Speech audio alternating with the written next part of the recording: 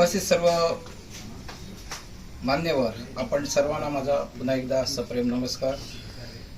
मी श्री प्रकाश सखाराम गवस, सचिव, श्री देवी शांतादुर्गा देवस्थान उसप, रजिस्टर नंबर A410 सिंधुदुर्ग। आपल्या श्री देवी शांतादुर्गा देवस्थान उसप विश्वस्त मंडळाची निवडणूक 5 जुलै 2023 रोजी संपन्न झाली। यापूर्वी ही निवडणूक सहाय्यक धर्मदाय आयुक्त सिंधुदुर्ग यांनी उपायुक्त कोल्हापूर यांच्या आदेशाने घेतली होती, पण त्यावेळी काही विविध संतोषी लोकांनी गोंधळ निर्माण केल्यामुळे त्यावेळी निवडणूक स्थगित करण्यात आली। स्थगित झालेल्या निवडणुकीचा रिपोर्ट सहाय्यक धर्मदाय आयुक्त सिंधुदुर्ग यांनी कोल्हापूरला तसंच रिपोर्ट केल्यानंतर धर्मदाय आयुक्त कोल्हापूर यांनी पुन्हा आदेश दिला की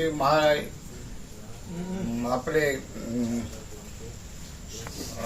हे आदेश दिला की जिल्हा म्हणजे धर्मदाय आयुक्तांनी पुन्हा आदेश द्या की माननीय न्यायालयाच्या आदेशाप्रमाणे, उच्च न्यायालयाच्या आदेशाप्रमाणे की ही निवडणूक घेण्यात यावी।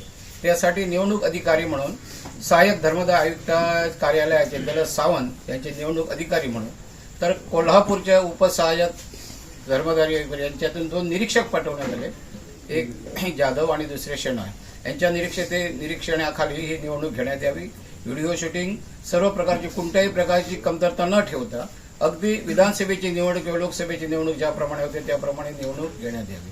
आणि तशा प्रकारे माझ्यासोबत असलेले चंदू मळिक हे बापूसाहेब देसाई महाविद्यालयाचे चेअरमन आहेत, त्यांनी हायस्कूल मतदानासाठी उपलब्ध करून दिलेत। आणि अशा प्रकारे आम्ही 1.5 लाख रुपये निवडणूक निधी म्हणून धर्मदाय आयुक्त कोल्हापूर सिंधुदुर्ग यांच्याकडे निवडणूक खर्चासाठी अनामत जमा केली। त्या खर्चा आधारे त्यांनी निवडणूक कार्यक्रम पार पडला। या निवडणुकीत आमचे 6 उमेदवार निवडून आले। मानकऱ्यापैकी आमचे 1 नंबर मानकरी हे परमेश संस्थानचे संस्थानिक प्रदीपसिंह इंद्रसेन देसाई यांच्या घराण्यातील 2 ब्राह्मणीकर समाजातील आमचे 2, केळवेकर समाजापैकी 1 आणि घाडोसकर समाजापैकी 1, त्यांचे नाव मी सांगतो। 1 नंबरमध्ये आलेले निवडून प्रदीपसिंह इंद्रसेनराव देसाई, वीरसेन प्रतापराव देसाई, आमच्या समाजाचे ब्राह्मणीकर समाजाचे प्रकाश सखाराम गवस, राजेश वासू गवस, केळवेकर समाजाचे भूपेश नारायण गवस आणि घाडीवसकर समाजातील भरत अर्जुन गवस हे बिनविरोध आम्ही निवडून आले। विरोधकांनी अनेक प्रकारे ही निवडणूक कशी होणार नाही यासाठी हायकोर्टात वगैरे गेले, पण हायकोर्टाने सहज निवडणूक व्हावी अशा प्रकारचे निर्देश दिल्याने निवडणूक पार पडली।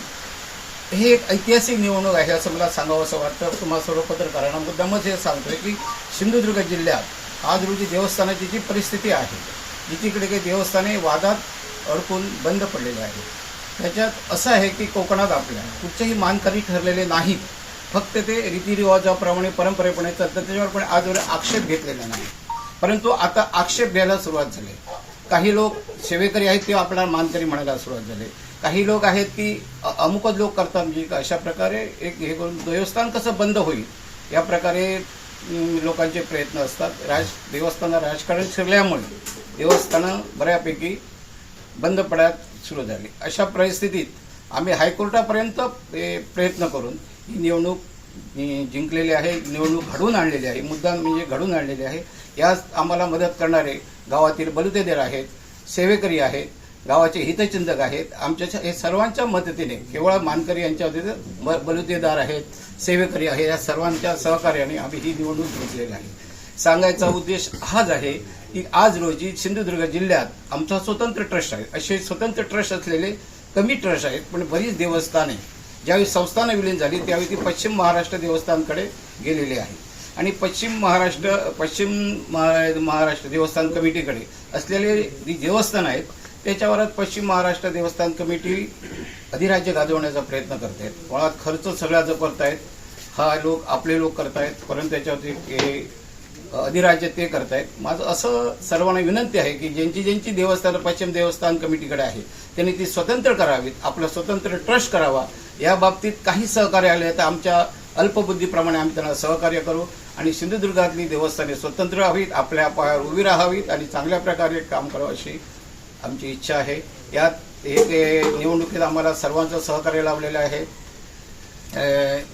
सिंधुदुर्ग जिल्ह्यातील सहकार जे आयुक्त म्हणजे